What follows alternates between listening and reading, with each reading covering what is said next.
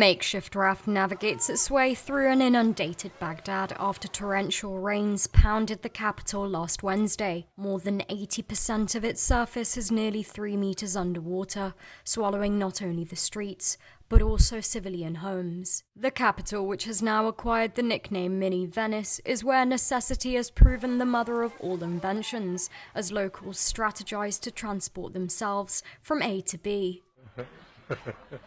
فرها محمد فرها تضرب بطلات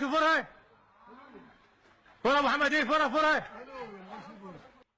Using a chair, a spade and a flat surface, creations such as this have helped to keep spirits positive among Baghdadi residents in an increasingly humiliating scenario.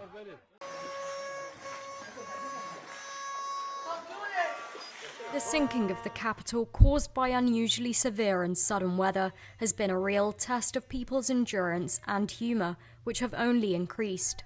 But not even these levels of optimism could have prevented several deaths from occurring in the past 5 days.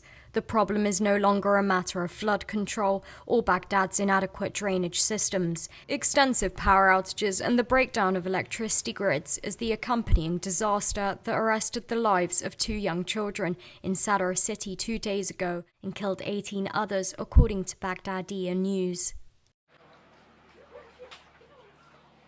From crisis to experimentation, a small baby is seen here peacefully floating in a city knee-deep in water and sewage. Despite louder calls from the people of the country for better services in previous months and promises from their Prime Minister for this to happen, many locals still lament that the state is nowhere to be seen. Its voice has been raised to declare a state of emergency across affected areas since the crisis unfolded last week, with extra police personnel deployed to assist people with their day-to-day movement. Rescuing Iraq's rotting drainage system may need more than the encouragement of city employees and citizens to remedy the problem and to prevent its reoccurrence in the future.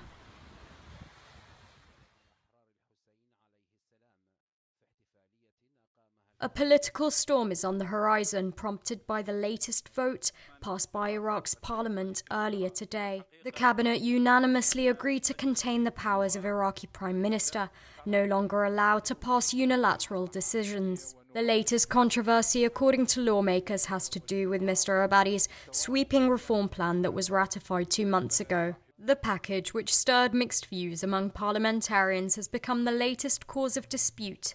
The cabinet described it as a violation of the constitution for eradicating ministerial posts and reducing wages of state employees. Initial reforms, which many believe were impromptu, had in fact been approved by the parliament. But new claims from senior officials suggest that decisions aren't always approved before a consensus is reached. It is no secret that Abadi's popularity is waning, especially among members of former Iraqi Prime Minister Nouri Al-Maliki's State of Law coalition. Its members were critical of the changes Abadi announced in response to nationwide protests, and last week, 60 of its members threatened to withdraw their support of his continuing reform plan. As unsurprising as the coalition's ardent support of Nouri al-Maliki, one of Iraq's 3 former vice presidents. Despite the eradication of his post, Maliki, Usama Najafi and others affected have allegedly been reinstated by the Supreme Iraqi Court, according to Akkad News. Yet other sources have denied such a decision has been passed. These growing rifts threaten to obstruct Abadi's performance in resuscitating the Iraqi economy and combating the biggest threat the country faces, the Islamic State. More feared is the future of his presidency and how long he can last amid a climate of warming hostility and mounting protest of his presidential leadership style.